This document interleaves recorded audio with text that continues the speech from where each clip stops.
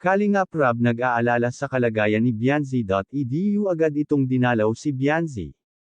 Bago ko ipagpatuloy ang maiksing reaction video na ito, hiling ko lang na patapusin ang panunood nito para malaman ang nilalaman nito, at kung bago ka pa lang sa munting channel na ito, paki-subscribe para lagi kang updated sa video ng mga kalingap. At pakisuportahan natin ang ama ng kalingap na si Val Santos Matubang, Ate Edna Vlog at si Kalingap Rab.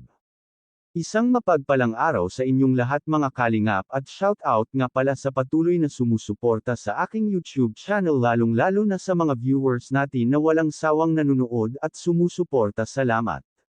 Nakakalungkot na balita ang ating nalaman. Bianzi may dinaramdam na sakit sa ngayon. Itong si Bianzi ay may sakit at nagsusuka. Maraming ng netizen ang nagulat sa pagsusuka na ito ni Bianzi. Kaya naman nang malaman ito ni Edo ay agad pinuntahan si Bianzi.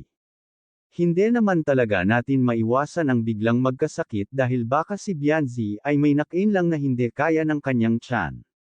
Sa sobrang ang awa ni Edo ay agad itong pinuntahan at kinumusta. Sa ngayon ay okay na si Bianzi dahil umiinom naman daw siya ng gamot. Kahit ang Kalingap Angels ay nag-aalala sa nararamdaman ni Bianzi. Maraming ang netizen ang nag-aalala kay Bianzi, maraming ang nagkokomento na baka may ulcer si Bianzi dahil suka ito ng suka. Dahil ito palang si Bianzi ay hindi kumakain ng almusal pagpapasok sa paaralan. Kaya marami ang nagsasabi na ulcer ang sakit nito.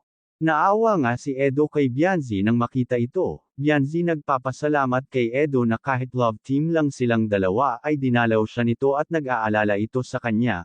Mabait naman talaga si Edo, kaya nga marami na itong natulungan dahil sa malapit ito sa mahirap at handang tumulong. Mga netizen ay hanga talaga sa mga ginagawa ni Edo, kaya nga sa sobrang bait nito ay maraming blessing ang natatanggap nito. Hanggang dito na lang ang update ko mga kalingap, maraming salamat at God bless sa inyong lahat.